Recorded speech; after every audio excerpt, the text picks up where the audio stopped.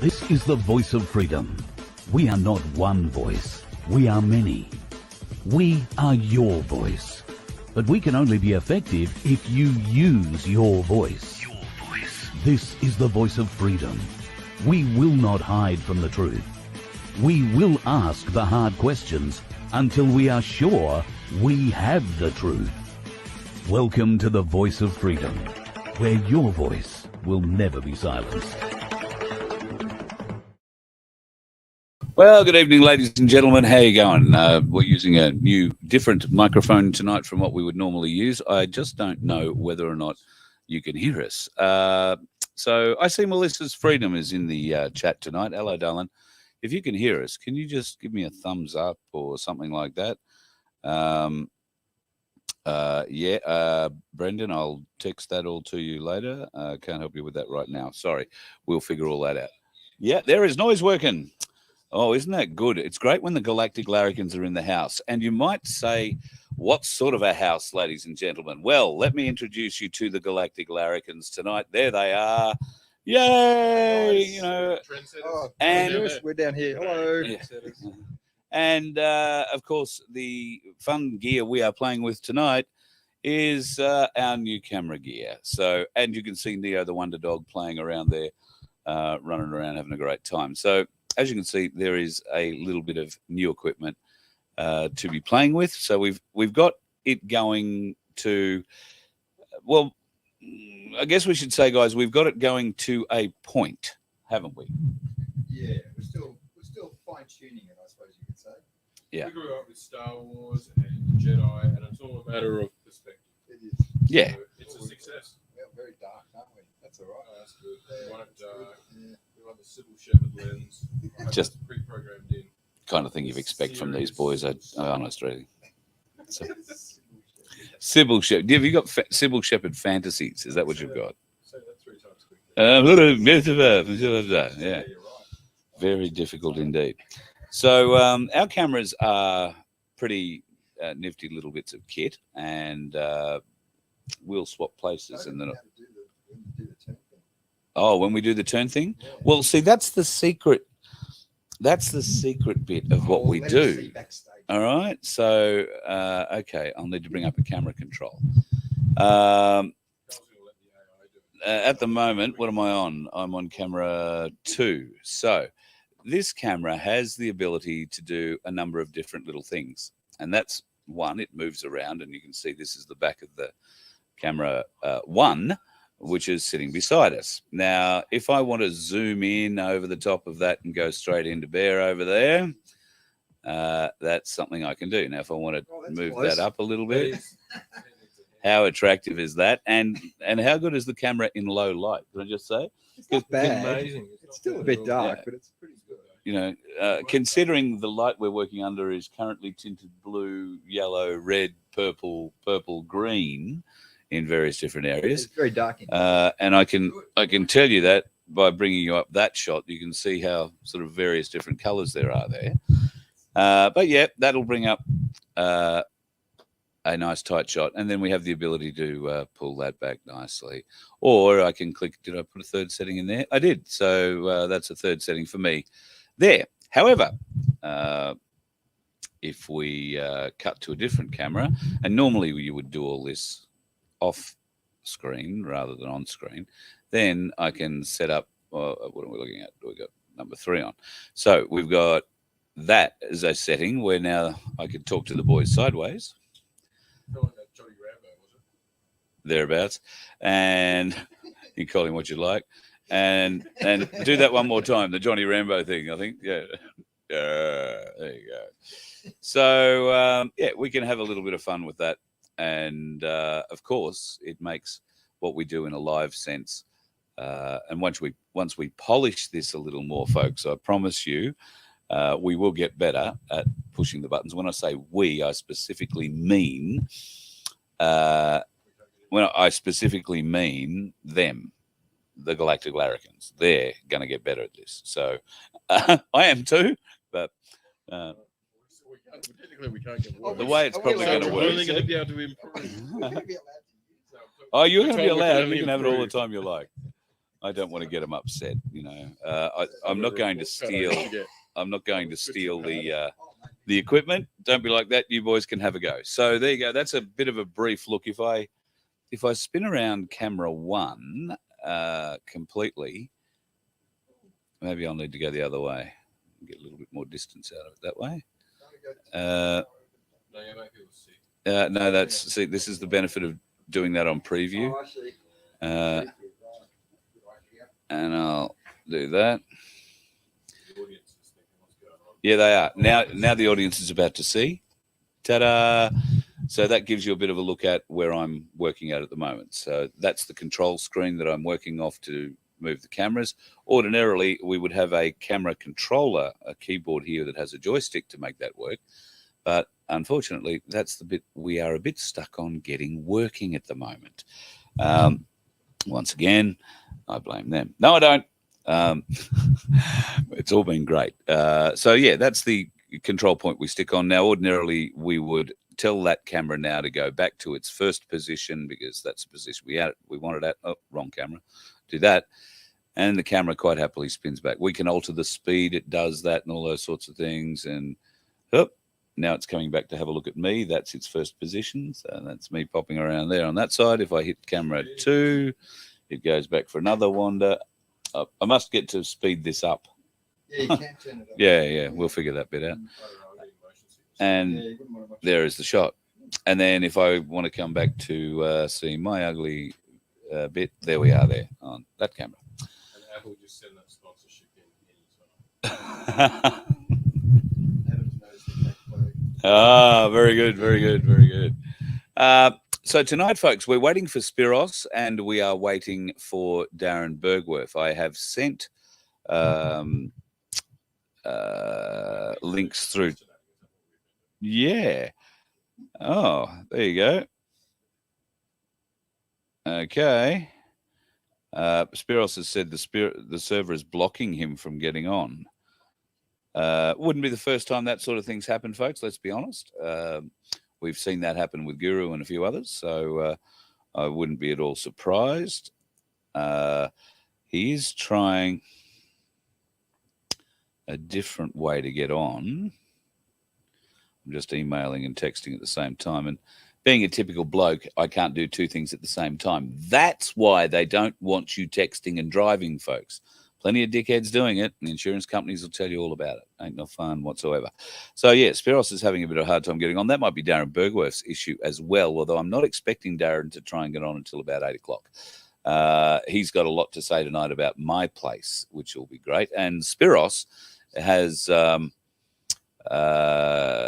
we've had a couple of great long chats over the last few days, so he's going to give us a bit of an update. But we're also going to be doing something new with Spiros, and that means he'll be able to help you in the way that you have requested so many times, and that is for his legal advice. Now, Spiros is not a lawyer anymore. He was a lawyer 20 years ago, a very good one, and a barrister at that, I think.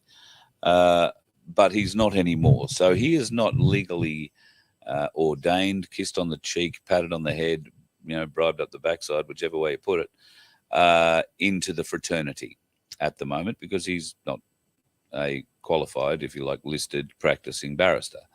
That doesn't mean that his voluminous amount of knowledge that he's gained over his exceptionally good career, as it turned out in the legal field, needs to go to waste. So we're going to offer a service through Voice of Freedom where if you have a legal question, something that's been worrying you, you're worried about the cost of going to a lawyer and getting advice about it, well, we want to help. So each week, Spiros is going to come on and answer some of your questions. So if you have a legal dispute brewing in the background, it doesn't matter if it's divorce or if it's about a tree that overhangs your property and drops leaves or branches or whatever, or a barking dog next door, or you've got an issue with tenants in a house, or you've got neighbors you don't like. Whatever the issue, he will give some legal opinion on it for you. When I say opinion, I mean just that. I will also give opinion. If you trust my legal opinion or my opinions as legal, you're insane. So that would be the the general agreement of how we plan on using this. And boys, that is the way to go, isn't it? We're not going to go and do anything stupid and offer legal advice to people. That's not how we work. Do you have anything particular of a legal nature you'd like me to have a crack at before Spiros gets on here? No. Nothing on camera? Yeah. So far, in what we've covered tonight, the brothers decided it's too dark in here, and Spiros is trying to get on. It just reminded me of a nightclub in the 90s. Oh, geez, how long did you work on that for? But I've been waiting for ages, but you just have not taken a breath. Oh, it's called the intro to the show, and we're trying to pad. You're right. Can I just say,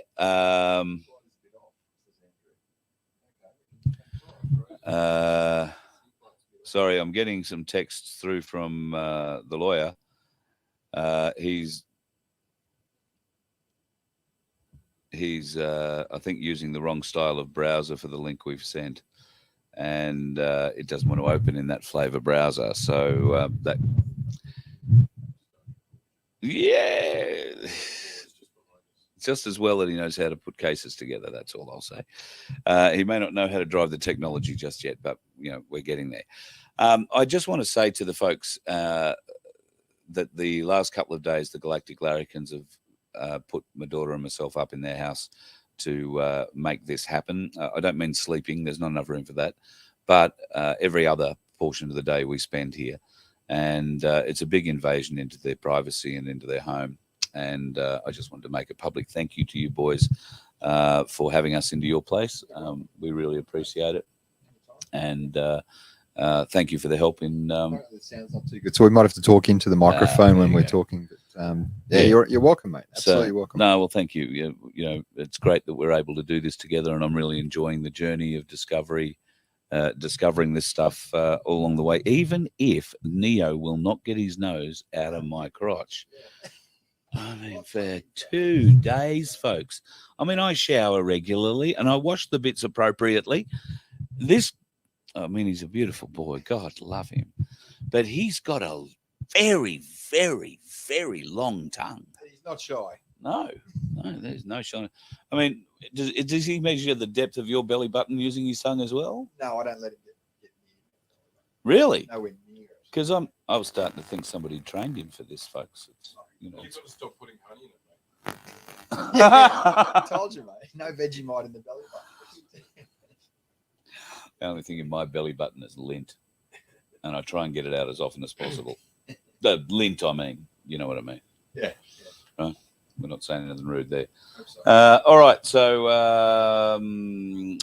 still haven't either had any luck with Spiros figuring out Chrome. So I think the link I've sent him for StreamYard, it needs to work in the Chrome browser. But maybe he's not actually getting it. You can't hear the Larrikins. Carl Paul sorted that out. Thank you very much. Carl, did you hear about Airbus Elbow today? We haven't heard anything today. We've been flat out trying to get these cameras together so we could go, look at that, look at that, and then go, look at that, yay, and then go, look at that, and then go, look at that. And clearly we didn't get to the sound. Yeah, and clearly the sound bit hasn't. Problems. Yeah. Hence we're working. Hey, do you want with to have a these. look? Yeah. Yeah. So that's how tonight's working out. And clearly ASIO Oasis, who are only 2 or 3 blocks away in reality, knew I'm in town. I've actually been down and seen Dan and the crew yesterday, and I waved at number 5, which is what we affectionately call the surveillance system that they've put up on the guys down at the lake. Number 5 is live. Yeah, and if you haven't seen Short Circuit, folks, go and have a look. It's an old movie, but it's a good movie. Great one for the kids on school holidays. Who else was there? Ali Sheedy, and there was a guy with short, dark, curly hair who never really did much else. Was that the movie that Electric Dreams came from? Together in Electric Dreams, Giorgio Moroder and Phil Oakey. Oh no, that was the one where a bottle of champagne fell into a computer, and the computer came to life. Yeah. Oh, it was called Electric Dreams. I just remember the songs. Radio. Giorgio Moroder wrote it. Yeah, he was awesome. Yeah. He wrote a lot of music back in the 80s. Thank you, Adam. Thank you very much, mate. Your $10 will go a long way. I really appreciate you thinking of us to that thing. I really appreciate it. And if you're going to go see a movie, go see Maverick. Best movie in decades. Oh, you're plugging Tom Cruise, although he did hand back his Golden Globes. So you've just got to ignore, unfortunately, we know all this stuff about these guys, and you just want to get lost in some entertainment for a while. You've got to try and ignore it. Otherwise, you never watch Hollywood or listen to another song ever again. Chris is asking, was it Steve Guttenberg? Steve Guttenberg. That's who. Yeah, Steve Guttenberg. Well done. There you go. There is the proceeds of a misspent youth right there. And I've had lunch with Chris Starseeds, and I can tell you there was definitely a misspent youth, a kindred soul. One takes one to know one. I think that's the best way to proffer that one up. This might wind up being something of a Friday night free-for-all that I haven't prepared anything at all for, and nobody ever turned up for, because at this point in time it seems like Spiros is having terrible troubles connecting. I'm not expecting Darren yet for another 10 or 12 minutes. He's been involved in quite a number of things for My Place tonight. It is their My Place administration Zoom meeting, and I think there are about 60 odd people that go on that Zoom meeting. So they discuss how they're going to help others join and connect in their own area with their My Place. And they talk about ways of being able to grow the My Place brand across Australia, which we're obviously trying to help do. So, guys, while we're waiting, let's just talk about a few of the plans that we've talked about for what we're going to do this year and how My Place is going to play a role in that. One of those tools that we will employ, let's say, we discussed yesterday, is going to be something of a talent quest. Rob, you had a concern about us going and doing a talent quest. I've been voting no. I have. I grew up with Hey Hey It's Saturday and Red Faces, and that's all I can ever see. To be honest, if I get to vote on them and like be sarcastic, be Red Simons, I'm in. Maybe that's what we should have, is it Red Faces? Yeah, that'd be more. But what about the people with genuine talent? Yeah, they can be funny. They can be funny. Yeah, well, so the genuine talent, I've written this great song. It's about my family growing up on the land and the bank trying to take the money away, take their farm away. And we've asked them to say, can you just make it a bit funny? Yeah, it's a bit of a mood downer, really, isn't it? You know? Yeah. Which bit in Galactic Larrikins do you think is the yeah, there's no downer. We want lifting, great awakening. And that's what I do get you. And I appreciate there are some very good singers out there. There's a problem. Songs too. There are some good sad songs. But the problem is, most of the good singers are singing covers, and we can't put that out. So to get someone who's both a very good singer and a very good songwriter is pretty unusual, and that's why it's very unusual. You don't see it anywhere, even commercially. Tom McDonald is the best. Tom McDonald is great. If you haven't seen Tom McDonald, go to YouTube and have a listen to his song Clones, I think it's called. Or Clone Rapper. Clone Rappers. Clone Rappers. Yeah, Clone Rappers. Can't hear the boys speaking. Okay, we're going to have to talk up. Yes, I will crank your microphone. Oh, well. No, you're not unplugged. I can see your little meters bouncing, but the meter and the control and for the meter, yeah, you might have to gain it up. Which one are we? Two? Yeah, you're two. There you go. Okay, testing. Oh, we can't actually hear it. So. No. Hopefully that helped everyone. Let us know. So I'm holding it. These microphones work in a certain way. They're not good if you hold them out here. So you've probably got to hold them relatively close. Yeah. Yeah. Yeah, sorry? Talk like you'd normally hold with the microphone. Oh, right up here. Yeah. Unless we're going to be like SW cheeks, dived on the HMAS Canberra in Sydney Harbour. She had a foot of algae on her hull. I'm not at all surprised. That's the boat that went over to Tonga, was it, during the or after the volcano? Pardon me, and then broke down. I think broke down while it was tied up at the only wharf in town, and blocked it. Engine troubles, really big engine troubles. The boat actually wound up being towed back to Australia and is currently in Sydney Harbour having a lot of work done to it. In fact, one of our regular blokes has been appointed to work on that very boat, Sean Ambrose. So g'day to Sean. I hope he's doing well at the moment. Hi to his family and everybody. But yes, he's been working on board the Canberra for the last few months, as far as I'm aware. And yes, she's in a pretty poor state, but I don't think they're worried about what's under the boat at the moment. I think they're a bit more worried about what's going on inside it. Having a bit of a scroll down, have you guys seen any questions that I have missed? No, but let's talk about the funniest thing that's happened all week. Oh, okay. It's Joe Biden. Joe Biden, yes, and his classified documents next to his Corvette. But yeah, because they're locked up next to his Corvette, so they're safe. So they're safe because the Corvette's safe. So, and you wouldn't risk his Corvette. So No. Of course, the document's going to be safe, aren't they? Yeah.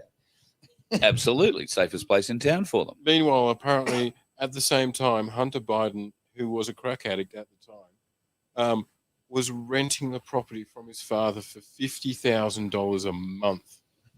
Which just, did anyone catch that one? That was just been, some nice good sleuth went through the laptop. Good old Miranda Devine, the Aussie chick who reporter. Yes, so she's been reporting it. But yeah, they found this document, basically one of his tax returns. I think it's Hunter Biden's tax return, something like that. And yeah, claiming that he lived on that address that where the classified documents were, and was renting it for $50,000 a month. Where did that money come from? Burisma.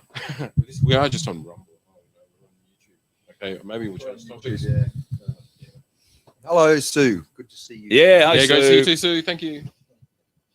Paul Orchard has just put this comment up. The Royal Australian Navy has just taken the HMAS Vampire out of mothballs for a refit. All right. Good effort, Paul. We're all sunburnt. Yeah, we are sunburnt, Paul. We've been out in the sun all day, so yeah, it's good. You know, healthy tan. It's all right. It's good. So a lot of chat in the room about Australia sending troops. Australia sending troops to the Ukraine to fight against the Russians. I don't know that I haven't seen any news today. I don't know whether you guys have. I saw Aussie Cossack posted some video, but I didn't get a chance to see it because we were trying to make cameras work. But yeah, I saw it. He said there was something that he had posted. So anyone in the chat's going to. Yeah, if you've got any news, have we notes on it. committed to more than 70 people? I knew it wouldn't be long, but the initial, I think.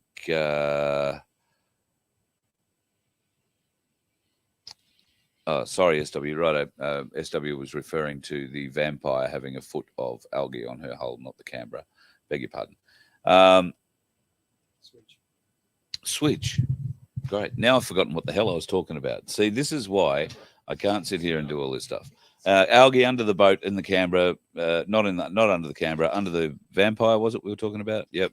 So that's in the Maritime Museum. Don't know if you're allowed to go down there and help clean the algae off. If they're having a scrape day, go down and enjoy yourselves. Woohoo, that'll be fun. The Bidens we were talking about. Now, Hunter Biden's laptop is starting to break into mainstream media news, boys.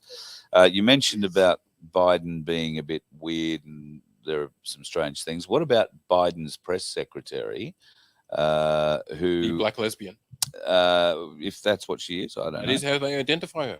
The what? Apparently, in their world, identity politics, this is the most important thing. So when she joined the head of the chief of whatever it's called, public relations thing, that's what they celebrated. First woman, black lesbian thing. So if that's the first woman, because they'd had one of them. That's right. So she had to be, and there probably was a black one as well. So that'd be a black lesbian one. Yeah. And these things should be celebrated. If that's I'm all right. I'd be lying if I said I'd never celebrated lesbianism. So it's a great play, though, isn't it? That like they've put, they really have gone for the whole diversity thing, and put the highest hierarchy victim that they can find according to their rules. But then it creates that you cannot criticize it. her ridiculous answers to Peter Ducey and some of the people who actually ask reasonable questions, and the way she blows them off and doesn't answer questions and uses all the ridiculous. It's just so over the top. But she's got the victim status, so you can't criticise her. That's the plan anyway. Awakened Women's Collective, very disappointed as a Mackay Triple M radio announcer blocked me straight away during a live this morning, as all I was posting was mainstream media need to tell the truth and unite in white. What a great hashtag to start spreading, by the way. Wow. Yeah, is it surprising? It's not surprising. Particularly the announcers working in regional areas, they are at one end of the radio spectrum or the other. They are either at the very beginning of their career or they're at the very end of it. And they've found a niche in a certain market, and they are understanding their position, their role. If you want to use fish terms, they are big fish in little ponds. And that's not a bad thing to be if you're only focused on being that in a local radio market. The other ones, the new kids on the block, are young fish in a big pond or a relatively moderate-sized pond, and they've got to fight their way to the top. And they haven't got a desire to stay in that pond. They want to migrate off to the next biggest pond. So that's why you get a lot of transient younger voices that move through your radio networks. Consequently, if they want to move up in their career, they join a network like that one mentioned there. And the politics involved in getting your career going forward and maybe moving into a metropolitan role significant. And you'll have to demonstrate that you have the ability to pull an audience. And I don't mean an audience like the Voice of Freedom has. I mean you have to have a personal profile, social media profile, larger the better. But I'm talking, I know girls particularly who are applying for breakfast radio jobs in regional Australian breakfast radio markets aren't even looked at unless they've got 150,000 Instagram followers or 100,000 Facebook followers. I don't think you can get 100,000 Facebook followers. But, if you've got a YouTube channel, you've got to have a certain amount before a radio network will even look at it. Is that fair? And 30 years ago, all she needed was a set of knee pads.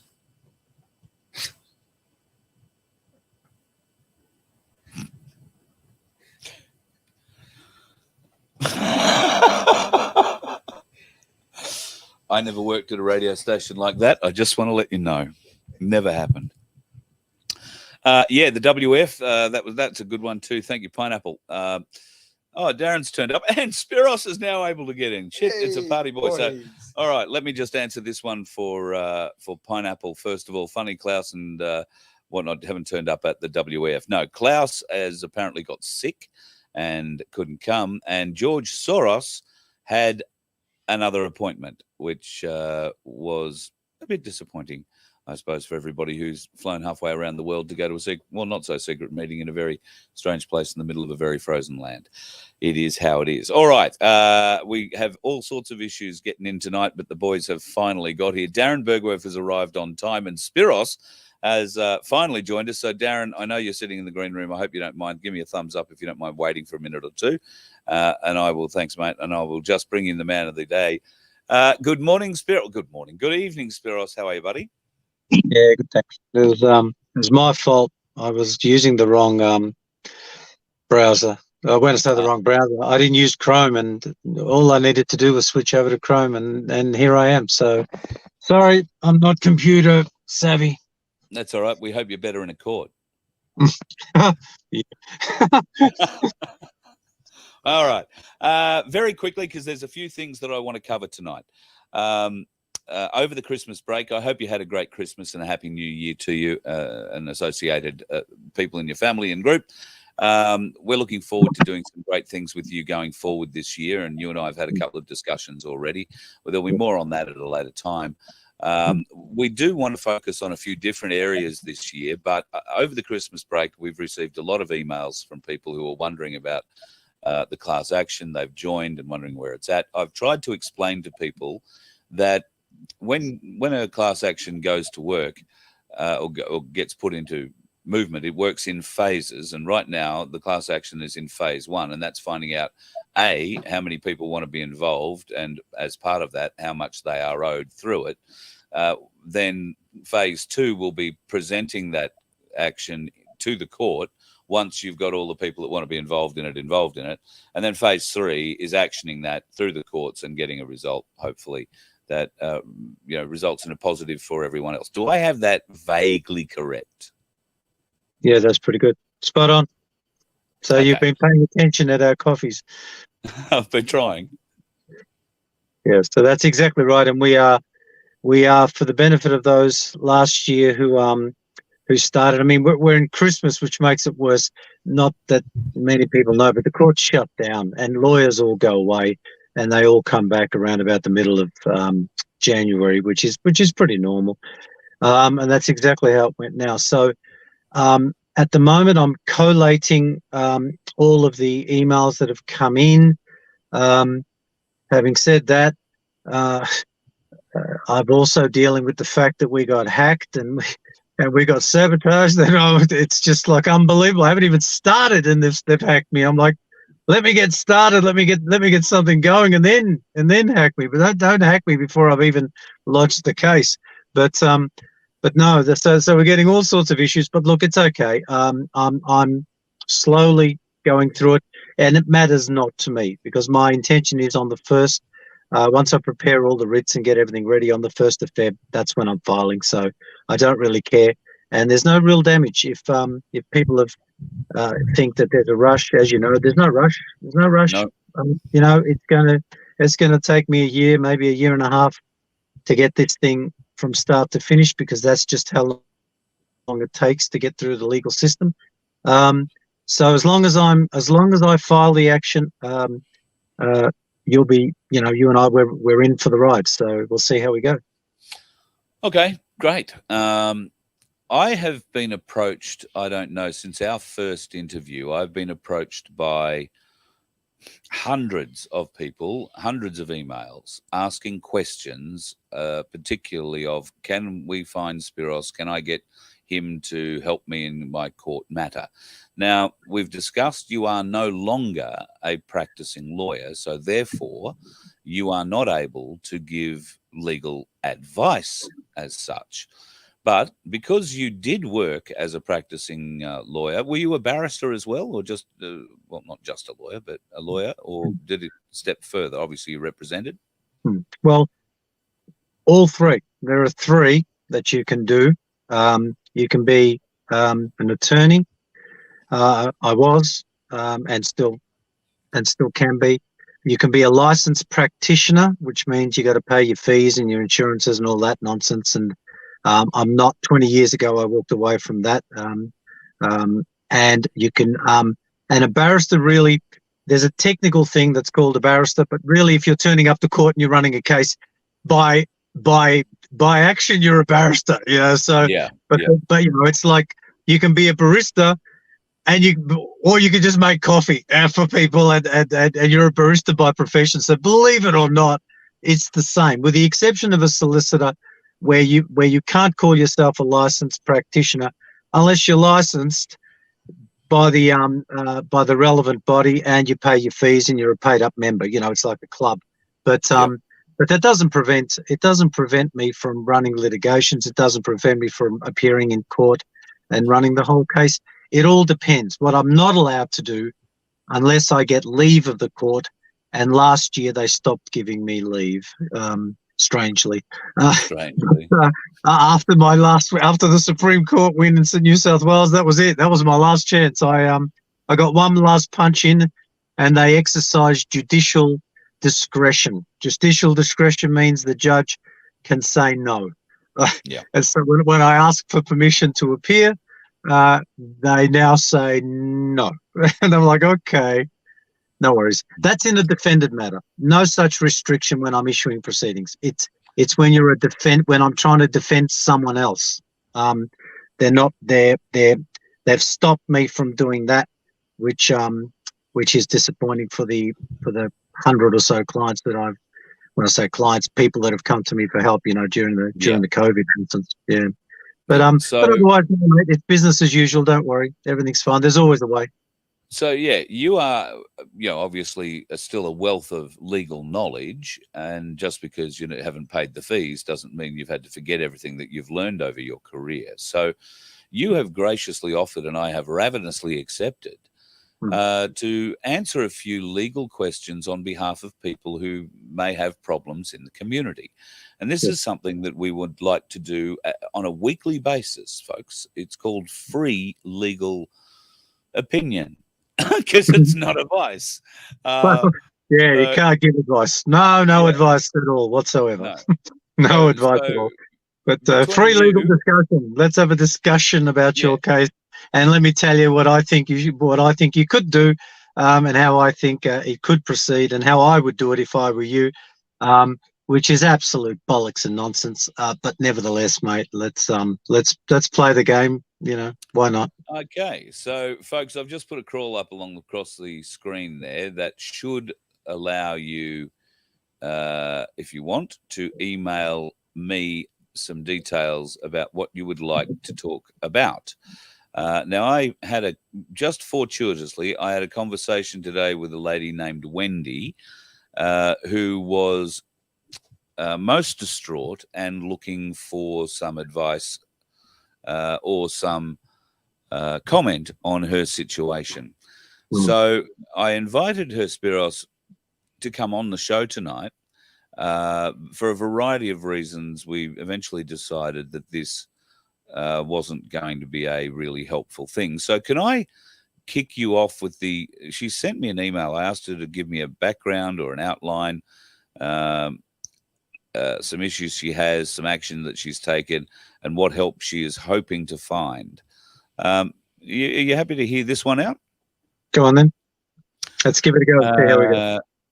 Okay, so this is from Wendy, background and the background outline. Family members have lodged Civil Administrative Tribunal QCAT application for guardianship and administration of a vulnerable family member. She's identified several discrepancies within their application that no one at QCAT seems to investigate, and are letting the family member get away with writing this false information in their application, and the evidence they've lodged were questionable, and it did not appear to be relevant to their statements. They made false allegations about me with no evidence to support what they were accusing me of, financial and/or medical abuse. I'm concerned this was done to stop me from seeing what was going on.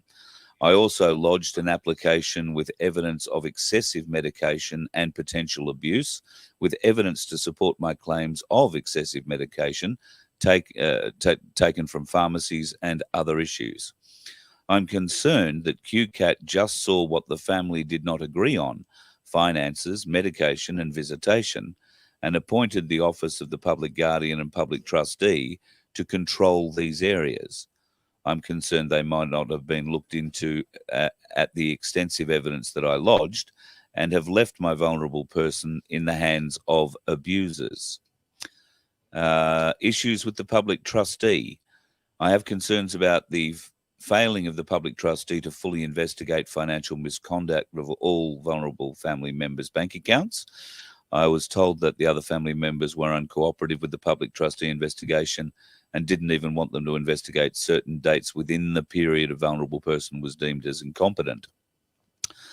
The person that the public trustee did investigate, and they cleared myself for that period. Other family members believe there is still money taken outside of that period, investigated that the family member who lodged the QCAT applications is reinforcing these false allegations with other family members, which is led to her being defamed and treated differently by other family members.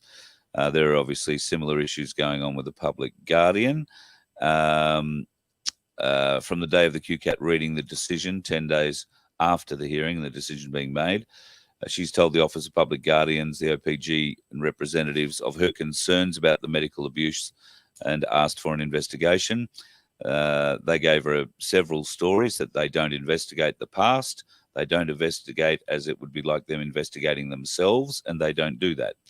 In the past 12 months, the other party and a third party have made false, unsubstantiated or hearsay allegations to the OPG Guardian, who decided they do investigate, and they did look at the issues from the past. It appears they did this as a one-sided investigation was done, and yes, that was against her, resulting in a biased decision. Action she has taken, she's gone through their 2-tier review process, and they just say the decision will not be changed. She's asked the OPG Guardian to tell her what the allegations were and how they came up with their decision. Their response is that they are telling me when they gather the information and see if they can tell her then, mind you, for the decision they have already made. I don't quite understand that bit. We might have to clear that one up. What help is she hoping for? I have what I believe is evidence to support my concerns about excessive medication, including what I believe to be an opioid and other abuse against our vulnerable family member. I'm willing to be investigated against all financial affairs and vulnerable persons investigated to clear my name. Wants her name cleared, wants the vulnerable person protected, and wants her access to the vulnerable person restored.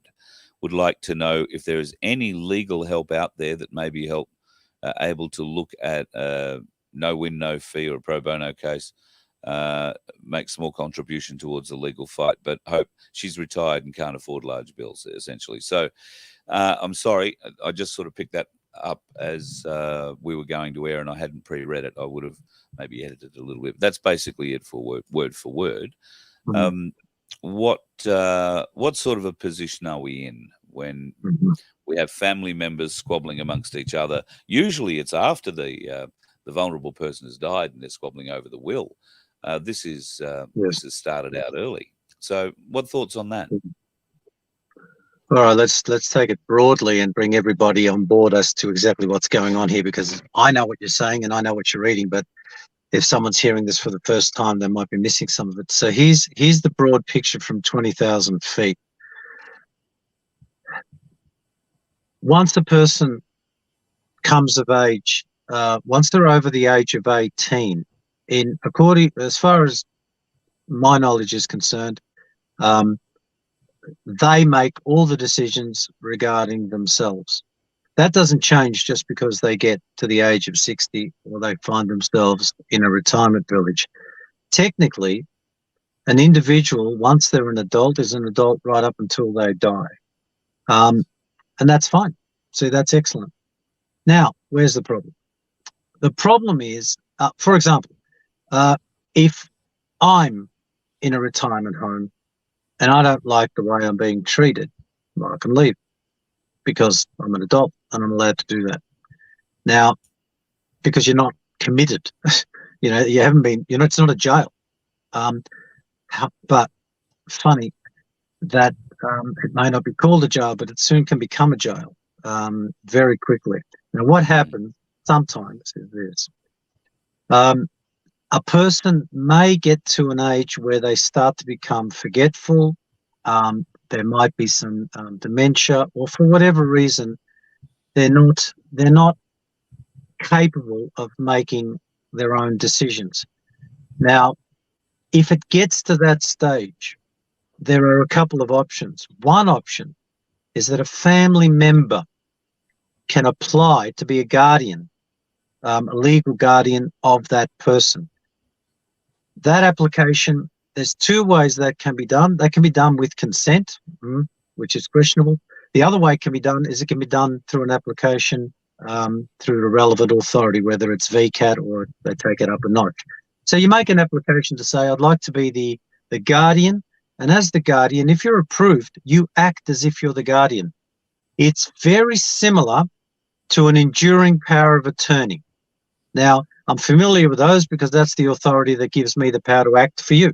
When you asked me, how can I act? I said, well, it's called an attorney. So if you appoint me as your attorney, then I can act for you in that capacity for the limited case. In this instance, it goes one step further. Not only can you apply to be a guardian appointed over, let's say, your loved one, but and someone else can apply. For example, the state. I mean, I'm using these words, but I know I'm wrong. It's not the state. They're not the state. They're just corporation.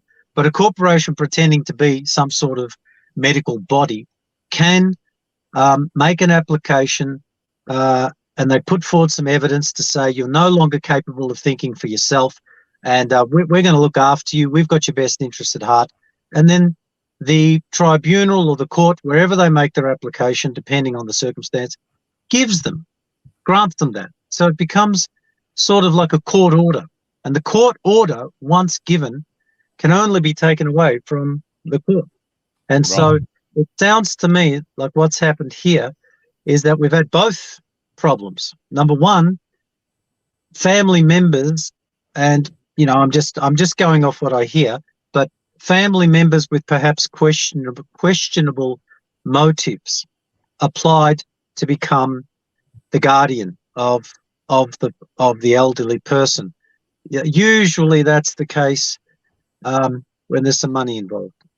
The most recent one I did in the Supreme Court just before Christmas wasn't a guardian application, it was the other one. It was a power of attorney.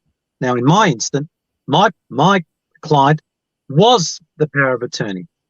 And someone else in their family decided they wanted to be the power of attorney. And believe it or not, they succeeded. They got in and they said, made some accusations about stealing money and all that stuff. That's what it gets very, very horrible. It's very, very messy.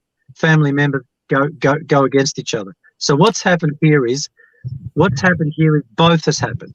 There's been a dispute, and it sounds to me like the tribunal, to play it safe, has appointed a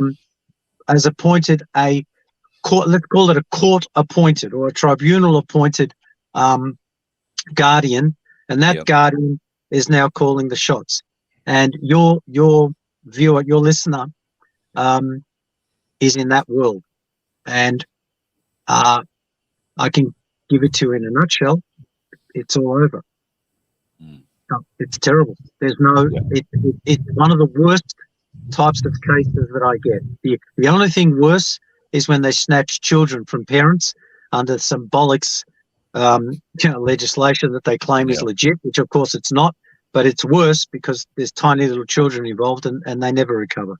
So I guess the long and the short of it is, mate, for more extensive help, you can pass on my email address, and I'm happy to spend some time talking to her to discuss the details. But for the sake of what we're doing here today, be mindful.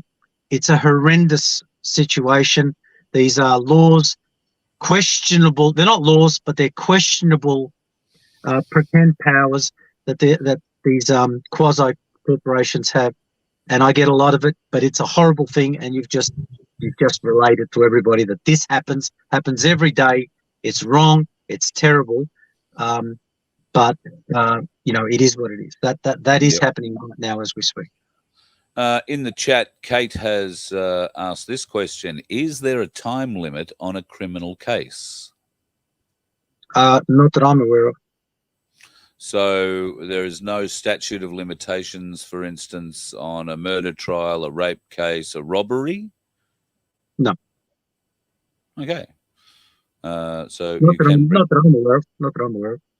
So you can bring a charge anytime. There you go. I hope that helps, well, Kate. That's I'm now, remember, when I answer, I'm answering from my knowledge, and I'm answering from my knowledge on on acts that have actually been passed by the Queen, that are actual laws. So stuff that most people don't read, pre-1960, when laws were actually legitimate laws. If from 1960 on, somebody is reading an act, let's say 2015, and in 2015 they're suggesting that they've changed that, and now robbery or rape or whatever has a statute of limitations. Well, that's bollocks. So I'm ignoring bollocks. So I'm just letting people know, when I answer from my own personal knowledge, from acts that I'm aware of that are legitimate, as opposed to these pretend laws that we've had shoved in our face for the past 50 or 60 years. So the answer is no. If it's an indictable offence, it's always an indictable offence. That's what the long arm of the law means. The long arm of the law means We've got very long arms. Eventually, we'll catch you. It's just might take us a few centuries. Yeah. Okay. Billy Hilly says, I'm over 18. My parents still want to tell me how I should be spending my money and what I do with it in my house. Why do boomers think they can still treat millennials like children and run our dollars? I don't know. That's a That's a side question. That's illegal, but I can answer the legal component of it if he wants to know what I think about. Can I stop my parents interfering with me and how I spend my dollars? Actually, you can. Actually, number one, they can't interfere with you. If they touch, look, tell you, please, if they touch a single penny of your piggy bank, it's theft. It's a criminal offence. So you can put a sign on your door and let them know that because they're not. You can also put a sign saying no trespassing on your bedroom door. It's not as strong, but it'll get them thinking. But no, once you're 18, you can chill out. Once you're 18, you're in charge. That's it. Legally, you are. Psychologically and emotionally, probably not, but who cares about that? The bottom line is that, you're old enough to drink, and so, no one can touch your stuff. No one can tell you what to do. Indeed, when I say no one, I mean no one. Not the police, not Dan Andrews, not any pretend, authority. The beauty about living in this country, the beauty about the fact that we live in a free country and we're free people is that freedom means something, and that means you're free to do as you please, as long as you don't hurt anybody. Grow a set of balls. That's what I'd say. Well, no, it's family. You got to be polite. Your mum, you can't be mean to your mum. Well, what I would she say, probably cut him off at some stage by the sound of it. So, Rob, sorry. What I would say is that what you're going to find in life is that there's a balance between what you want and a nagging mother. Pick your battles. Pick your battles. Pick your battles. That's not one. Just say yes, mum, and then I think the idea is, what they don't know won't hurt you. That's so that was the way that's the rule we had as kids. What mum and dad don't know won't hurt us. And it's the old Spartan rule. Yeah, it's the old Spartan code. Don't get caught. Don't get caught. All's fair. Don't get caught. And it's better to ask for forgiveness than, better to beg for forgiveness than ask for permission. Yes. I have a question, Spiros. G'day, Spiros. Yes. Hey, just because we're on YouTube, I'll quick background, but we'll keep it YouTube friendly. In 2020, in America, there was this popularity contest between this orange man and this old guy with dementia. And just recently, a legend called Elon Musk, who bought Twitter, has released all these factual evidence that there were certain players who manipulated this popularity contest by withholding Hunter Biden's laptop and a few other things. Myself and some other people, many people, bet money on that popularity contest. And I'm wondering if there's a class action there where we can sue the people who illegally or manipulated that popularity contest. That's a good one. That's a good one. That's 2 days he sat in that chair and said absolutely nothing about all of this, folks. And then he pops that bloody question. How good? Yes. No, that's a really good one. It's actually a legitimate question. As much as I know you're probably saying it tongue in cheek, it's not as crazy as you sound. For example, if I bet on Farlap to win the Derby, and then I find out later that somebody hobbled Farlap and I lost my money, do I have a claim? Well, that's a tricky one,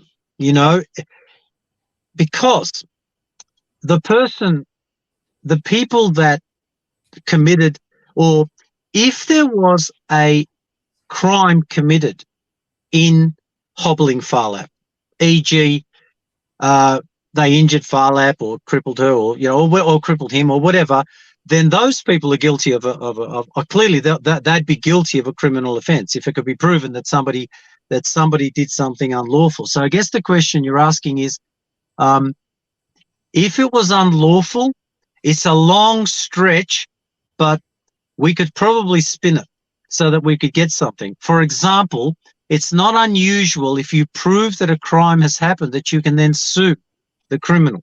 That's not unusual.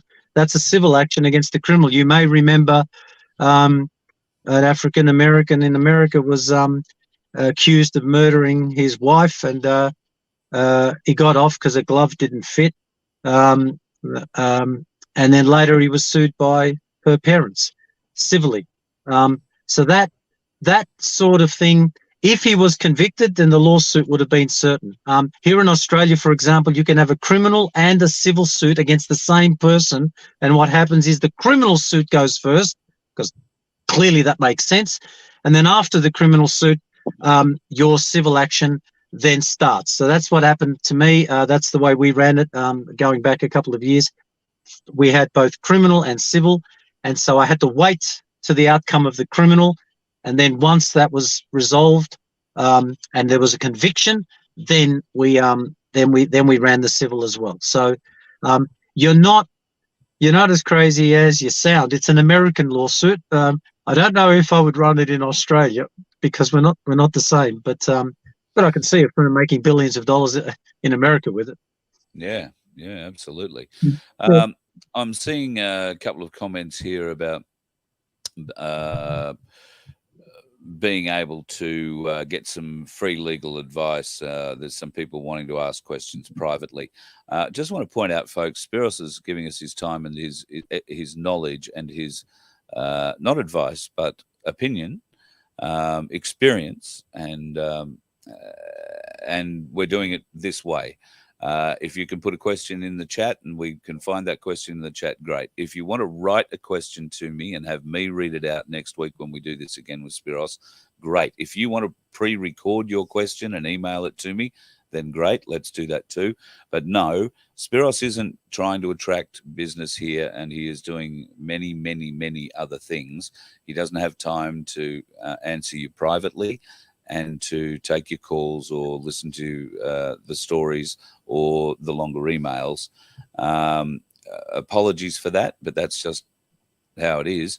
At the end of the day, it is only opinion. It is not legal advice. So if you are seeking legal advice and you have a court case coming up soon, look, we're happy to give you whatever we can between myself, Fitz with Common Law, and Spiros, if he is available and we can get a question. If you're happy to type that question in now, we'll answer it. But yeah, we don't have time to answer 25 questions from one person, and I'm sorry, Spiros isn't taking on private clients, so to speak. So as long as I can just set the record straight there, folks, that's how it'll be when we do this. If you've got a disputable question, you've just got a broad legal question, then we might be able to offer an opinion, but it won't be done privately. So that's right.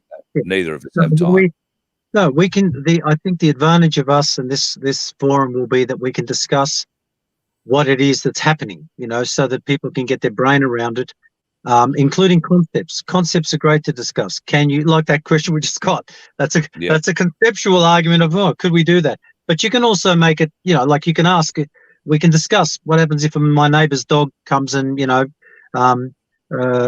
romances my cat. We can talk about that. That's okay. But if we started to do, and I'm backing you up on this one, Carl, if we started to do actual people's cases, that we wouldn't have time to do more than one, because they're so deep and complex, and then you're getting into nitty-gritty, and that's not what we're doing. We're trying to, I think what we're all trying to do is all get involved in the conversation, and as much as we can keep it broad and intellectual, I think that's going to work a hell of a lot better. Otherwise, send emails, and where possible, we'll if I can't deal with it, I can direct people to somebody who might be able to help them. That's okay too. We can do that too. We're all on the same. Right? We're all working on the same team, I reckon. Yeah, absolutely. And speaking on the same team, I've had a team member standing around in the background now for about 30 minutes or so. I know we'd only planned on chatting for half an hour. So thank you for coming on and spending a little bit of your time tonight with us. I really appreciate it. And we'll look forward to organising one day next week. where you can come back and give your opinion on any more legal things people might have questions over. So email me, Carl, at vofhq.com if you want to email a question in that I can read for Spiros. You heard how the email I read earlier came in. Give us an outline, make it brief, put bullet points. Give us an outline of what your problem is, and give us a couple of points of what you would hope to be an outcome, or what you've done to try and gain an outcome so far, and what you are hoping to gain if you were to have a case as such, and what would you hope to get out of that? How do you win it, so to speak? Send that through to Carl at vofhq.com, or conversely, be watching next week's show when we have Spiros on again. Type the question in there, and the Galactic Larrikins, who at this point in time are just enthralled, but haven't been spotting questions. Next week, they'll be spotting questions, won't you, boys? I was reading them. Producers. We might be looking for producers soon. Just saying, just saying. Spiros, love your work. Thank you for coming on, and I look forward to talking to you next week. Have a good week. Be safe on the road. Cheers. See you guys next week. See you, Spiros. See you, buddy. That's great. And sorry, I'll now say it. See you, Spiros. See you, Spiros. Thanks, mate. See you. There you go. He's nodding his head saying all great and well done. Find a US partner for our... Find a US partner for our class action against Saints. Yeah. Name Vijaya Vijaya. And now on that note, I'm going to bring in this bloke, Mr. Darren Bergwerf. Hey, Mr. Mayor. How are you? Hey, young guys. Yeah, really good. Good to hear you. Thanks for coming on. You've had a bloody busy day today. You haven't got off that phone. I imagine you've just charged it up again for the third or fourth time. So appreciate you sticking around for such, this late at night, mate. Really appreciate it. No, that's all right. I've had to leave. I've actually, we're restructuring my place, Frankston, at the moment. So we've got an MC now that handles it, and he couldn't. He kept winding me up when I did a 10-minute kind of prelude to the new crowd. We had about 20, 30 new people here tonight that hadn't been here before, and he's giving me the wind up. I'm only like 10 minutes in. Wow. Yeah, and we've got a doctor at the moment doing a presentation for 30 or 40 minutes on the immune system and how we activate it, and we've got another guy doing a presentation after that. So I'll be taking a bit of a back seat, and I'm going to be more concentrating on the growth and supporting all the other My Place communities around the country. Yep. And, of course, that's becoming an ever-increasing job on a daily basis. Have you got a current count for us? How many My Places are being set up around the country now? Over 60. That's all I can tell you. Over 60. Yeah. Round of applause from the Galactic Larrikins. I mean, everybody should be putting their hand up for that. Absolutely. That's awesome. Newcastle's the new one. I had to go down and get and rehydrate halfway through Spiros' thing. Did you actually get him to give you an update on what's going on with the trust? Well, the trust at the moment, the class action at the moment, I beg your pardon. No, we didn't get an update on the trust. That'll have to be next week's question. He is very focused at this point in time on, I think the direction, I did speak with him about this a couple of days ago. The direction with the trust has been, if people are wanting to fight things like rates and what is being termed illegitimate fines or fees placed upon them, they can still continue contributing to the trust and keep moving on. The government is finding new and interesting ways to slow the entire process down or to fight you every step of the way. And that means that they are using other arms under their control to pressure you into paying your fine or paying your rate or whatever. Well, they are using other legal arms. The trust is actually put on hold at the moment. So that's what I was hoping would have come out, because that needs to be advertised. We're sending emails out to our all the people that are in there at the moment, and we're not taking any new ones because what we believed at the start when we started this process is not working. They're ignoring the whole thing, and they're escalating, which is making a lot of people nervous. And their fines are going up. So we've put a hold on basically processing any more individual claims through the trust. Okay. And basically sending out an email to them shortly, which Spiros has just got to sign off on what we've written to make sure he's happy with it. They're at the stage where they've just got to. It's up to each individual whether they hold the line and push it as far as they can, and wait till they get a sheriff's letter and then enter into a payment plan, or whether they enter into a payment plan now. But whatever they do, it's going to be a personal choice as to your ability to sustain pressure, or how confident you are in the outcome going in our favour at the end of the day in 3 months, 6 months, 9 months time, when all this gets sorted out. So we're not processing any more individuals. It's all going to be about class actions. And we are pretty much saying to people, which is what I've done with my sheriff's letter, my extortion letter, is I've entered into a payment plan under duress, and people need to actually document every single transaction and correspondence with whatever corporation it is, and also all monies that they've paid and any previous fines or rates notices if they want to start to build a file, so that when the class action comes, they've got a position of claim. So I understand and appreciate that position. I've been saying pretty much since I got on air and started this thing that common law is a great and wonderful thing if you understand it. But if you truly understand it, you'll understand that we currently do not have the thing that we most need, and that is an enforcement arm. They currently own the enforcement arm, and they own the court that your matter will be heard in.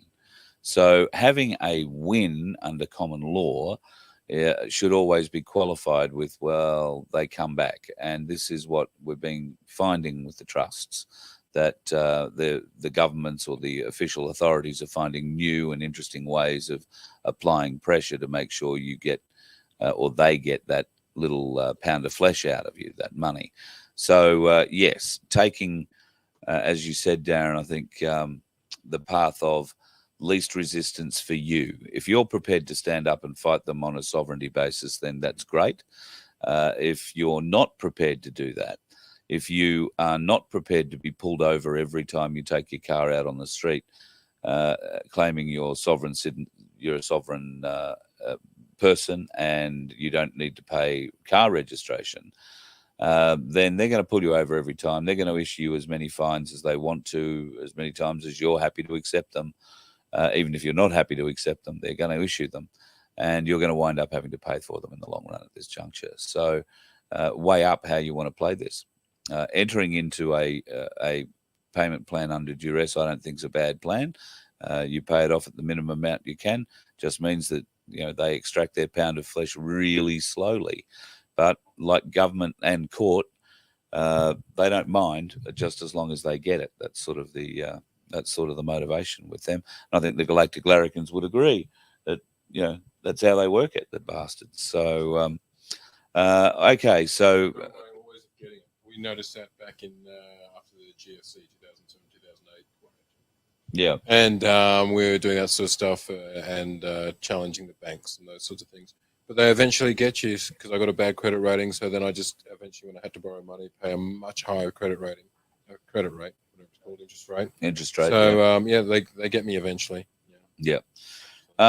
So I'm glad to see that some, not common sense exactly, but I'm glad to see that there does seem to be a bit of a change in the tactic and in the plan there, and doesn't mean that the plan is over or ended. There are still many other ways of moving forward, and you'll find out about them at your local My Place. If you haven't got a My Place, then get one soon. Got to tell you, Darren, I'm in Canberra. There is a lady here in Canberra who is desperate to have a My Place start in Canberra.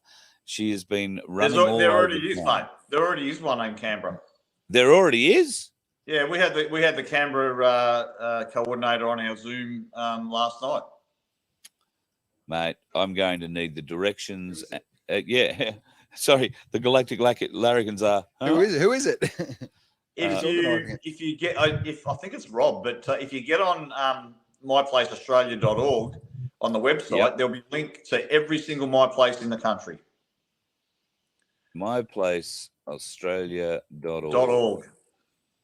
And there'll be a link to My Place Canberra. I don't know whether it'll be under New South Wales because I don't know whether we've got ACT in there as a state, but yeah, sure do.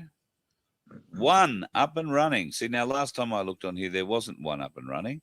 And I am going to the Facebook group right now. My Place Canberra looks absolutely awesome. Has 48 members on it already. So the goal for My Place Canberra is to implement the project that allows us to step away from the current systems that are not serving our best interests. I think that's marvellous. And 48 people joined up to it. Woohoo. We don't seem to have a venue yet. And that's what the lady that's been contacting me has been trying to help out with. Unfortunately, in Canberra, most of the places she's gone to have been anywhere from community halls to pubs. And they're not interested in having anything like that on a regular basis. So it looks like we're stuck with trying to find someone who has a property, a big shed, or some other building. I believe Old Parliament House is sitting there empty. Yes. And it's got a new front door on it now, though. And or Epic. Epic's got a nice big hall there in the at the front of the Epic showgrounds. Epic does. TGA, the Therapeutic Goods and Association Agency, whatever it is, that's empty. Been empty for about 3 months now. Wow, there you go. Yeah, don't know where they are. Yeah, they pulled out. Yeah, it's all we look after it. It's all empty. Okay. No more TGA in the area where they used to be.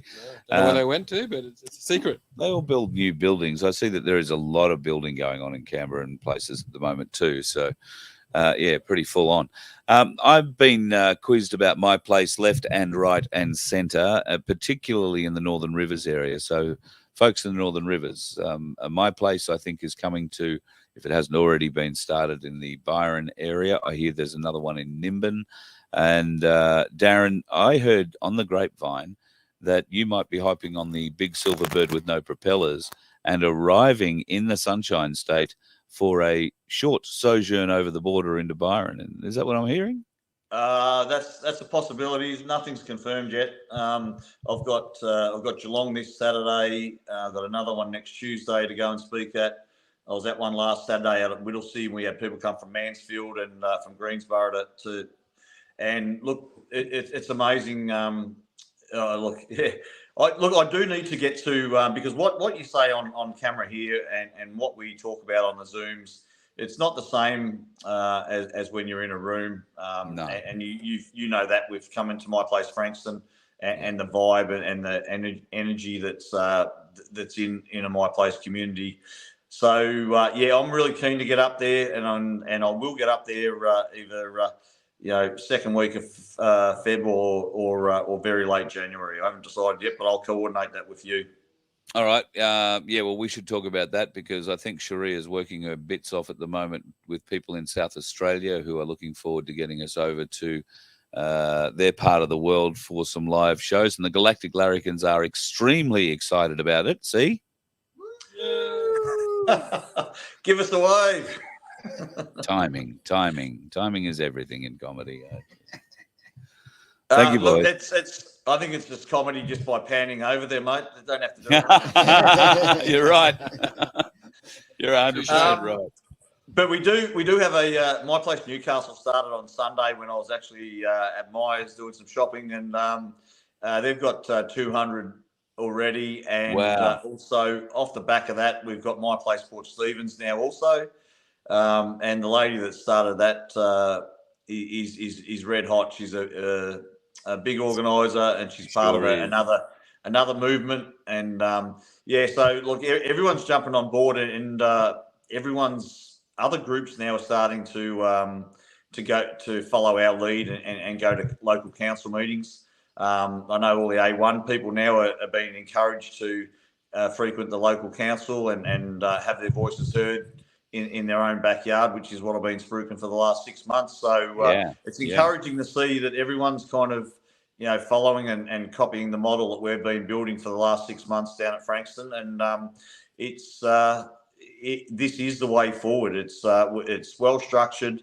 All of our groups, 11 of them, all have a purpose and a mission statement for what their role is, and that's to go out and get as much information in their specialty field, whether it be health or gardening, whatever it is, to go out there and do the research and bring an education model back to the rest of the community that aren't up to speed with what they know. So we, at the moment, because the country's so, or especially the Wake people are so willing and their minds are so open, that we are learning at a pretty steep learning curve on all aspects of life that we never would have entertained before. So we're becoming more complete and whole people as a whole, and it's really encouraging that that this is actually happening, and this is the answer moving forward, and not just for the next 6 months or 9 months, but for the next 100 years. Yeah, absolutely. This is something we're going to be able to build into our kids, and that's probably one of the most important aspects of this. We've got to educate. Spiros and I have had some long conversations about education in the last few days. Knowledge is power, folks. The more education you can gain, the greater powers you will have to protect yourself going forward. Speaking of protecting yourself, my place is very, very successful. You've just said A1 starting to pick up major elements that you've been talking about now for 6 to 8 months. And it's great to see that that's being accepted. It's great to see Ricardo and crew acknowledging that, this is working. And the My Place plan, if you like, he's obviously seen it have the success that it has in the last 3 to 6 months. You must be very proud to see that your name, or the My Place name, is spreading like wildfire across the country. But there are some others who seem to be taking a little bit of advantage at the moment. Oh yeah. I've had a bit of a call and some issues with another group that, look, I don't know the full story, and there's a lot of hearsay going on and stories about different people, which I try not to buy into.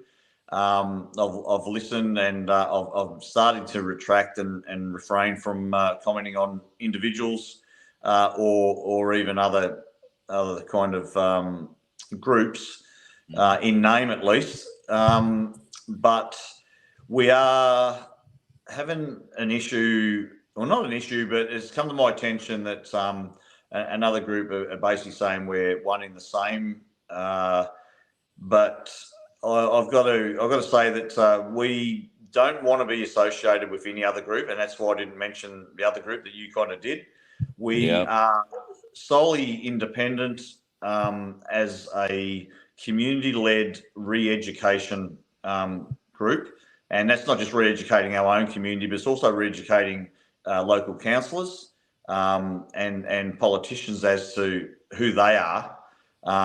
And show them why they're fraudulent and why they're sitting there in fraud, and just gently, not with a baseball bat, but just prompting them to actually dig it a little bit deeper, give them some information that they can read to start to actually get the councils to have a bit of a think about what they're doing and what we're bringing to the table, so that will start to cause a bit of division within their organisations, because that's all they do to us. They divide and conquer. So if we can start to put some information into those councillors and other people that they're doing the wrong thing, and this is why, here's all the evidence, that's going to create division, and that will potentially hope to start to eat away from their, the fabric of what they're doing from the inside at the same time. But this other group is linking us as one in the same. We are not the same as any other group. I don't agree with the position that they hold as far as working with United Nations and world bankers, and potentially the First Nation group that they're working with. I don't believe are to be true and correct. So I don't particularly want to be linked as one and the same as TAP. We are a separate organisation, and we are growing exponentially and bringing, I think, a lot more to community than any other group. So, I would agree. And we're not 100%. working. We will not work with United Nations. We will not work with the World Banks, and we will not work with anyone else except our Indigenous. That's a must. And the same when we're rolling out a whole merchandise team now for My Place Australia. We're going to look for subscriptions. We need to raise money because we need to fund our expansion. We're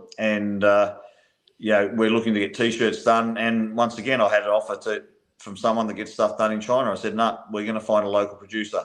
Now, if that means we only make $2 per T-shirt, I don't give a shit. But the whole idea of My Place is to encourage people to go back and shop at there and support micro businesses. If we can get a textile business up and running again in Australia by ordering 1,000, 2,000 T-shirts and some caps and whatever else every year, and get them started on at least getting the infrastructure put in place, so that when we get the hemp industry back and we get the control of the country back, we've already got a textile industry started. So we are looking for anyone that can make T-shirts, hoodies, and that kind of stuff, that do it locally.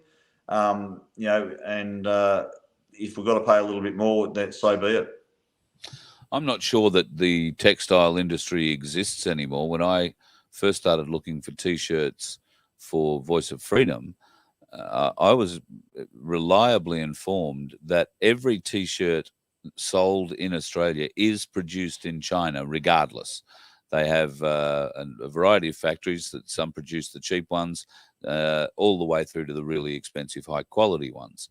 So actually being able to find a facility in Australia to produce T-shirts, hoodies, caps, that kind of thing, I think is going to be very, very, very difficult. But it leads me into something else that I'm going to be talking to Cass Smith about and Spiros in the not too distant future. And that is something called a sovereign wealth fund, something that I think we should all be starting to consider for the not too distant future. And that would come to aid us in this area. But that's for another time. I'm with you too. I do not support TAP. I don't support their alignment, if you like, with the UN. And I have had first-hand knowledge of how it all works. They tried very hard to get me involved with them in the early days of the Voice of Freedom. Too much UN involvement for my liking. That's why I have nothing to do with them aside from anything else. And in fact, you'll find if you go back through these programs of mine, tonight is the first night I've ever mentioned them by name in a program. So I'm happy to support Darren in what he says here. Sure, let them go out and create whatever the hell it is that they want to create, Darren. But My Place is your creation. I'm just coming along for the ride to support you, but it is your creation and your vision, and it is your drive and determination that has got it to where it currently is. TAP can go off and call it The Other Place or, some other name. They don't need to be associated with the My Place name. And quite frankly, I would really be having a deep, close look at the organisation, any organisation that aligns itself with agencies, government organisations and globalists. I'd be given a second look to. That's just my opinion, but I wouldn't be getting involved. I haven't got involved.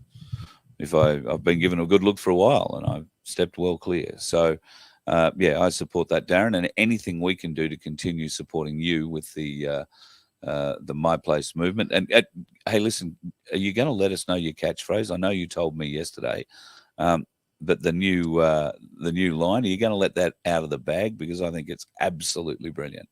Yeah, no, definitely, because we've word marked it and trademarked it now anyway. So our T-shirts, caps, stubby holders, whatever stuff we get done will be, it'll be the website, myplaceaustralia.org, and myplaceaustralia.org, putting unity back into community. Oh, Nice. we love that. Yeah, we're clapping now. Putting unity back into community. That's You want to tell the story how that came up? Yeah, I certainly, because I can't take the credit for that. It's one of our coordinators from My Place Maryborough, Bruce, and his wife. Queenslander or Victorian Maryborough? Nah, Victoria Maryborough. Don't get too excited. Getting a bit excited. He's not a maroon, Plastic mate. Larry. He's a true blue Vic, and he's a bloody legend. Good old Bruce, and he's as dinky die as you can come, and he's got a really good spirit, and I love it. He's been saying it on our Zooms for the last 4 to 6 weeks, and I said to him last night actually when we had a Zoom that mate, we're going to take that, we're going to run with it for My Place Australia, and he was keen as he said, yep, beautiful. So yes, thank you to Bruce and his missus from Maryborough for giving us that motto. Excellent indeed. A brilliant motto. And we're going to need to do a little bit of negotiation, because at some point the Voice of Freedom and My Place are going to be on a T-shirt together, and I'd be happy to share that if at all possible. That'd be very good. Getting a couple of, a lot of great comments about it. It's genius is one of the great comments that popped up. And creating a lot of interest. Being told that we should be starting a My Place on the foreshore at Redcliffe.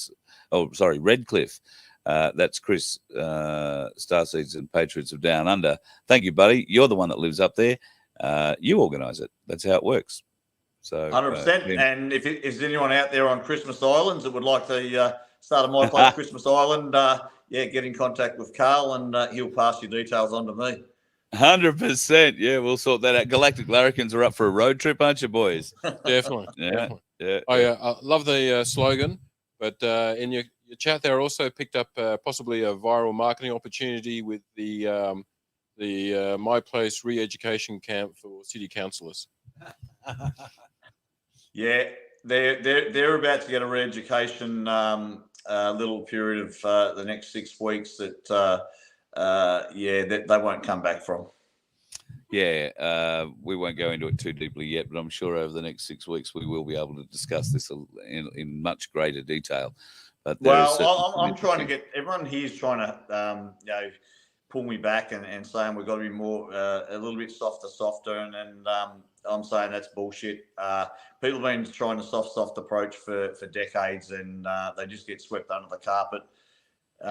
We need to really step it up and actually shine a torch on these cockroaches. I don't know whether you've seen. I got invited onto the Truth Seekers Zoom with Malcolm Roberts on Monday night. Jeez, and you get to go on with all the really good shows. Yeah. I never get invited onto them. The Galactic Larrikins don't get invited onto shows like that. Yeah, well, they're going to get Alex Antic and the other one as well shortly, and maybe Roberts will come back with Pauline, and we can get some more. But I asked him at one point. I asked him who he swore an oath to. He reckons we've got a constitution in this country, and I said that's bullshit. We don't have one, and I asked him who he swore an oath to, and it took him I don't know. It wasn't that long, but enough time that he was he couldn't even think what he was going to say, and he had his little keeper in the background there. Hugh had to prompt him to say the Queen.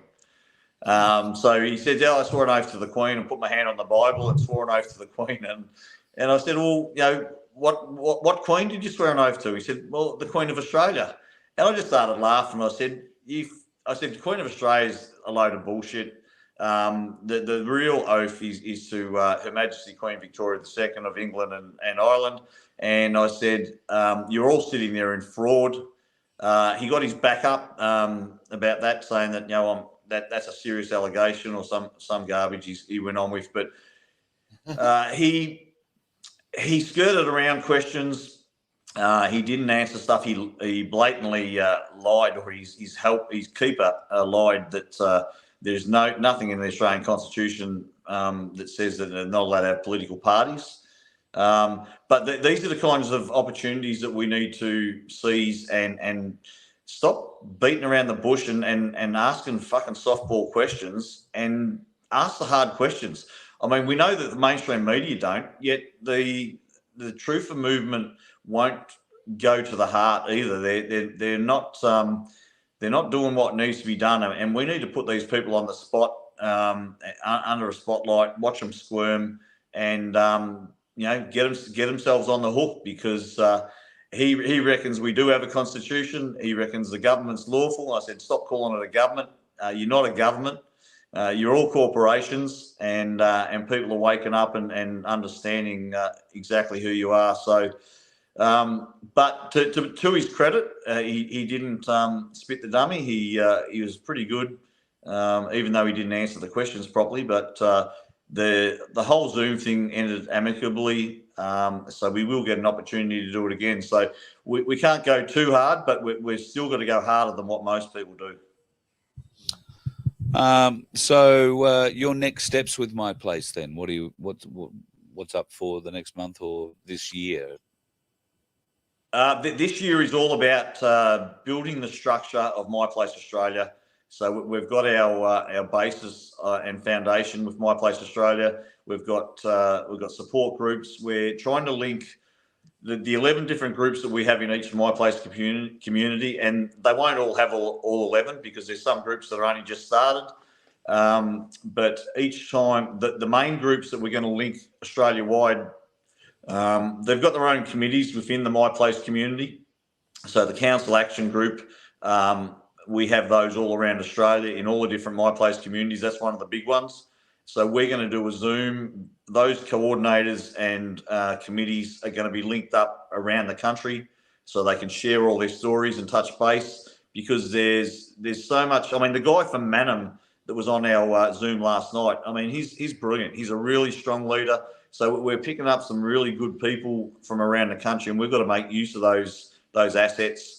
And not to just keep it in-house around Frankston, but we've got to include the whole country and all the strong leaders in these communities around Australia to have input and run My Place and direct which way we go as a consensus, not as just what I think, because there's a lot better brains out there than mine, and people with a lot different skills and other skills that need to be a part of how we grow My Place and the structure and how we move forward. So it's not all up to me.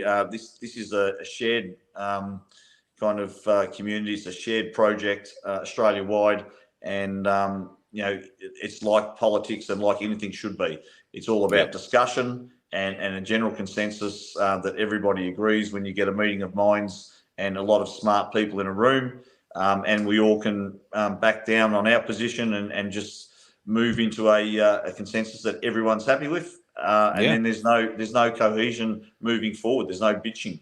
So that's how I see My Place going this year, is bringing more and more communities in, more smart people into our organisation, and taking it to a whole new level.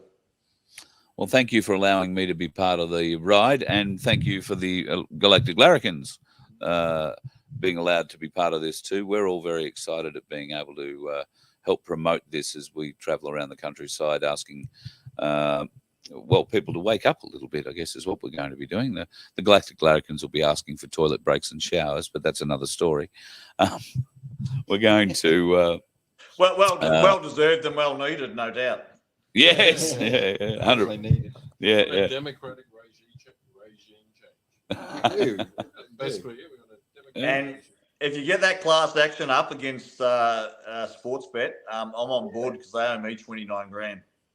Whoa! There you go. And there's some big players on board. I reckon on that. I Ladbrokers, TAB, Yeah. Sports Bet. There's a few we placed bets on. Yeah. But it was the head of the basically Ministry of Truth for Twitter, that Vijaya Gade, who was the one who banned the laptop. And she gets paid some unbelievable. She got paid like $30 million for a termination fee or something like that. So she's got the coin. Yeah. Sue her personally. You did this. You're liable. A lot more than that. Oh, mate, Yeah, absolutely. Darren, thank you very much for coming on tonight. I know you've had a huge day. I'll let you go home and have some, or you are probably not Oh quite no, at home yet. I'll go back down to the meeting, mate. So the meeting's still going, so that'll be going till by the time everyone leaves, it'll be probably midnight tonight. But that's okay. Well, look, I think when we left there, we left some beer in the fridge. So please feel free to have one of those if you want. Yeah, well, that's long gone, obviously, but it's been replaced and replenished many times since. Good on you, mate. Thanks for coming on, and we'll chat during the week. See you next week. No worries. Thanks, Carl. Good on you guys. Cheers, mate. See you, Darren mate. Bergwerf. Darren Bergwerf, absolute legend of a human being. And if you would like my place in your places, I saw somebody talking about, I think it was Neville, who said he wants somewhere on the Central Coast. Look, Newcastle is a new one. That's probably not Central Coast. Port Macquarie is in the mix. They're looking at getting one up and going. Now, I know that Coffs Harbour has one that's up and going, but it's affiliated with that mob that Darren just spoke to, is my understanding, or spoke about. And as are a couple of others as you head further north into Queensland. So up to you. If you want to start up a different one in those areas, then I'm very keen to come and visit you. If you're from those current ones in those areas, I'm not coming. But I will come to Coffs Harbour and do a show somewhere else. Absolutely no problems at all. But I haven't wanted to be affiliated with that mob right from the word go. You'll find that Ricardo doesn't want to be affiliated with that mob and hasn't wanted to be affiliated with them from the word go. And that is something that is pretty solid through certain sections of this community, if you like, this communications community, I'm going to call it, because we are not influencers. Certainly I'm not an influencer. All I do is like to try and present information in a semi-logical manner, I like to think, and let you make the choice. It's up to, the Galactic Larrikins to tell me if I'm doing it right. I will tell you, don't worry. Yeah, I'm always telling you. They're forever telling me. Have absolutely no fear. Once again, gentlemen, thank you very much for having me in your house. Thank you for helping me with putting all this gear together. Thank you for coming on the road and helping run it. Because and we were going to swap chairs, Bradford. I'm so sorry. Yeah, too late now. Well, do you want to set up another live stream? We'll go on Rumble and tell some rude stories. No. All right, it's getting a bit late. I know there are people saying, yeah, let's go and do that. We're not doing that. All right. We're not doing that. We still haven't figured out how to make. Can I pick it up with one hand? Into a bar, barman says, I got to get this thing working. Right. This. We've got to get that working. That stick is important, believe it or not. They always say the long, sharp stick is Carl important. needs to get his joystick working. Sorry. God.